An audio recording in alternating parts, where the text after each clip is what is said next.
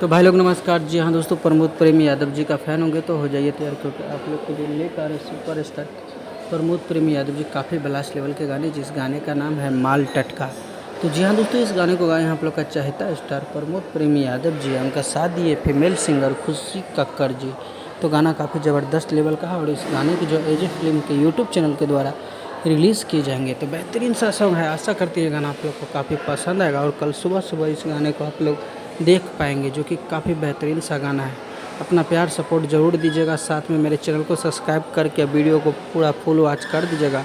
और आप लोग को बता दूं, इस चैनल पर खेसारी लाल यादव और प्रमोद प्रेमी यादव जी से रिलेटेड बैक टू बैक एक से बढ़कर एक खबर आप लोग को मिलता रहेगा। तो रहिए तैयार, जैसे ही आप लोग को फाइनल अपडेट आता है और कोई तो आप लोग को बता देंगे। तो कल आप लोग तैयार रहिएगा कि पीके यानी कि पवन सिंह और खेसारी लाल यादव एक साथ नज़र आने वाले हैं। तो आज का अपडेट बस इतना ही था, मिलेंगे फिर से नेक्स्ट अपडेट के साथ में। तब तक के लिए अपना ख्याल रखिएगा और देखते रहिएगा Bhojpuri chip official YouTube channel, क्योंकि खेसारी लाल यादव और पवन सिंह से रिलेटेड हर खबर मिलता रहता है।